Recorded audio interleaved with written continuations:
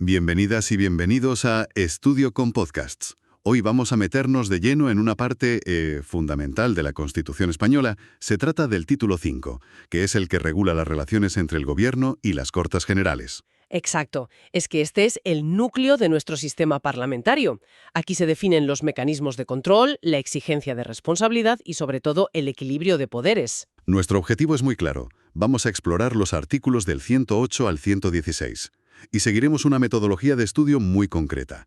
Leeremos textualmente cada artículo y, justo después, lo vamos a desgranar para que se entienda perfectamente su significado y su alcance. Empezamos. Artículo 108. El Gobierno responde solidariamente en su gestión política ante el Congreso de los Diputados. Aquí hay dos conceptos que son clave. El primero, solidariamente. Esto significa que el Gobierno actúa como un solo cuerpo. Si un ministro comete un error grave, la responsabilidad es de todo el equipo de Gobierno, no solo de esa persona. Responden, como se suele decir, en bloque. Y el segundo concepto sería ante el Congreso de los Diputados. Precisamente, la responsabilidad política se ejerce ante la Cámara Baja, que es la que otorga la confianza inicial al presidente del Gobierno. El Senado tiene otras funciones, claro, pero el control político, el control directo, recae en el Congreso. Vale, entiendo. Pasamos entonces al artículo 109. Las cámaras y sus comisiones podrán recabar, a través de los presidentes de aquellas, la información y ayuda que precisen del Gobierno y de sus departamentos, y de cualesquiera autoridades del Estado y de las comunidades autónomas. Bueno, este es un instrumento de control fundamental. Las Cortes Generales, es decir, tanto el Congreso como el Senado, pueden solicitar cualquier tipo de información para fiscalizar la acción del Gobierno. O sea que pueden pedirlo todo. Sí, y es interesante que no se limita al Gobierno central. También pueden pedirla a autoridades de las comunidades autónomas. Esto refuerza su papel de supervisión en el conjunto del Estado. Vamos con el artículo 110, que tiene 2 puntos. El primero. 1. Las cámaras y sus comisiones pueden reclamar la presencia de los miembros del Gobierno. Esto es una obligación para el Gobierno. Si una Cámara o una de sus comisiones llama a un ministro a comparecer, éste debe acudir. Es una manifestación directa del control parlamentario. No hay excusa. Vale. Y el segundo punto dice: 2. Los miembros del Gobierno tienen acceso a las sesiones de las cámaras y a sus comisiones y la facultad de hacerse oír en ellas, y podrán solicitar que informen ante las mismas funcionarios de sus departamentos.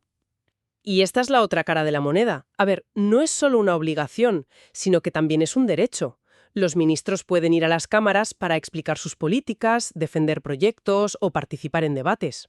E incluso pueden llevar a su equipo. Exacto. Pueden llevar a funcionarios expertos para que aporten detalles más técnicos.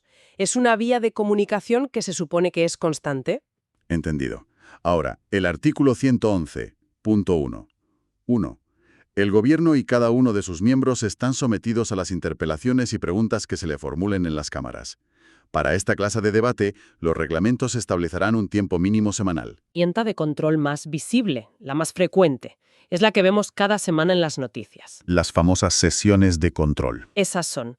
Y hay que distinguir. Las preguntas suelen ser sobre asuntos concretos, muy directas. En cambio, las interpelaciones son más amplias, sobre la política general del Gobierno en una materia, y abren un debate mucho más extenso. Y el punto 2 añade una consecuencia a estas interpelaciones. 2. Toda interpelación podrá dar lugar a una moción en la que la Cámara manifieste su posición. Correcto. Tras el debate de una interpelación, un grupo parlamentario puede presentar una moción para que la Cámara se posicione sobre ese tema. ¿Y eso obliga al Gobierno a hacer algo? No, no es vinculante para el Gobierno, pero tiene un peso político enorme. Es un toque de atención muy serio. Claro. Entramos ahora en los grandes mecanismos de responsabilidad. Artículo 112. El presidente del Gobierno, previa deliberación del Consejo de Ministros, puede plantear ante el Congreso de los Diputados la cuestión de confianza sobre su programa o sobre una declaración de política general. La confianza se entenderá otorgada cuando vote a favor de la misma la mayoría simple de los diputados.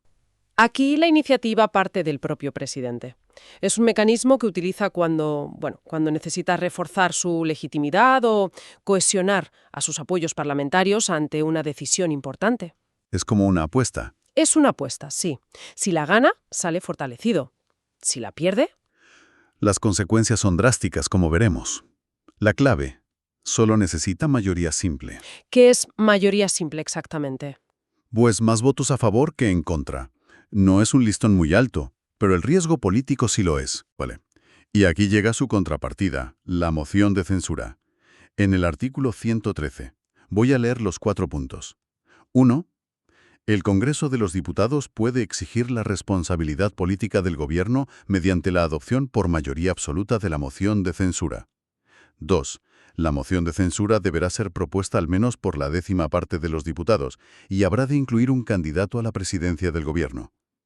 3. La moción de censura no podrá ser votada hasta que transcurran 5 días desde su presentación.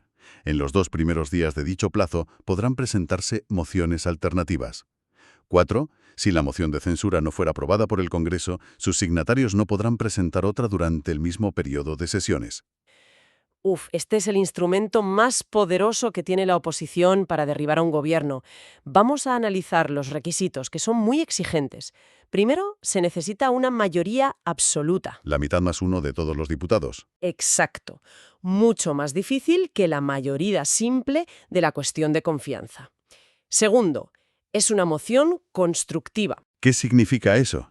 que no solo se busca echar al presidente actual, sino que se debe proponer un candidato alternativo. Así se garantiza que no haya un vacío de poder. Y además hay plazos y limitaciones. Sí, el plazo de 5 días permite la reflexión y la negociación, que todo se haga con luz y taquígrafos. Y el punto 4 es como un castigo, ¿no? Sí, busca evitar un uso abusivo o frívolo de la moción. Castiga a quienes la presentan sin tener los apoyos necesarios. Bien, y el artículo 114 nos explica qué pasa si se pierde una confianza o se gana una censura. Punto 1. 1. Si el Congreso niega su confianza al Gobierno, éste presentará su dimisión al Rey, procediéndose a continuación a la designación de presidente del Gobierno según lo dispuesto en el artículo 99. A ver, si el presidente pierde su propia apuesta, la cuestión de confianza, debe dimitir. Y entonces se activa todo el proceso de consultas del rey con los grupos parlamentarios para buscar un nuevo candidato. ¿Vale? ¿Y el punto 2? 2. Si el Congreso adopta una moción de censura, el Gobierno presentará su dimisión al rey y el candidato incluido en aquella se entenderá investido de la confianza de la Cámara a los efectos previstos en el artículo 99.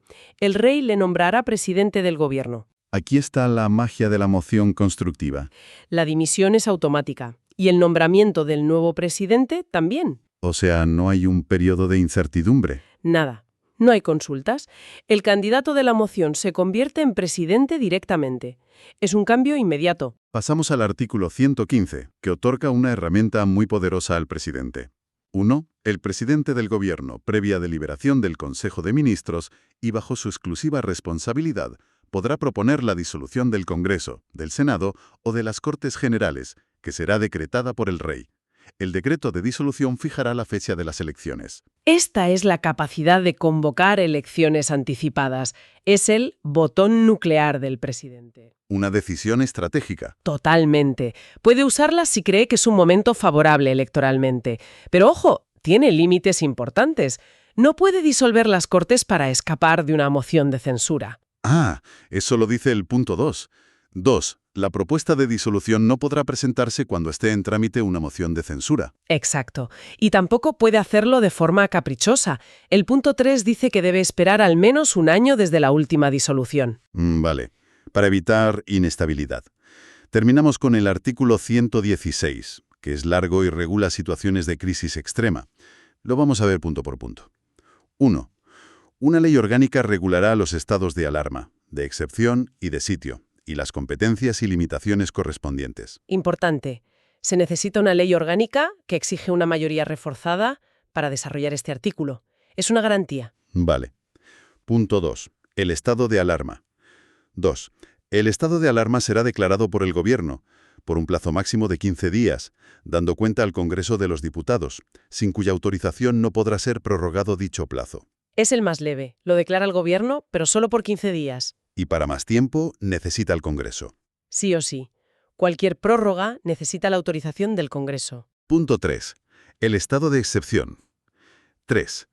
El estado de excepción será declarado por el Gobierno, previa autorización del Congreso de los Diputados. No podrá exceder de 30 días, prorrogables por otro plazo igual. Este es un escalón más grave. Aquí el Gobierno necesita la autorización del Congreso antes de declararlo. El control es previo. Y los plazos son de 30 días, prorrogables solo una vez. Eso es. Punto 4. El estado de sitio. 4. El estado de sitio será declarado por la mayoría absoluta del Congreso de los Diputados, a propuesta exclusiva del Gobierno. Este ya es el nivel máximo, pensado para insurrecciones o ataques a la soberanía. Aquí la decisión final no es del Gobierno. La tiene el Congreso. El Congreso, por mayoría absoluta, aunque la propuesta deba partir del Ejecutivo. El Congreso, mientras estén declarados algunos de los estados comprendidos en el presente artículo. Es una cláusula de salvaguarda democrática. Es vital. Ni siquiera en la peor crisis se puede eliminar el control parlamentario disolviendo el Congreso. Los poderes del Estado deben seguir funcionando. Y el último punto, el 6. 6. La declaración de los estados de alarma, de excepción y de sitio no modificarán el principio de responsabilidad del Gobierno y de sus agentes. Cierra el círculo. La excepcionalidad no es un cheque en blanco. El Gobierno sigue siendo responsable de sus actos ante la ley y la Constitución, incluso en estas circunstancias. Y con este último punto cerramos nuestro análisis de hoy. Hemos recorrido los mecanismos que articulan la relación entre el Poder Ejecutivo y el Legislativo, desde las preguntas semanales hasta las mociones de censura y los estados excepcionales. Un entramado, complejo, pero que está diseñado para asegurar el control democrático y la estabilidad. Más adelante estudiaremos más en profundidad cada artículo. Suscríbete a Estudio con Podcast para no perderlo.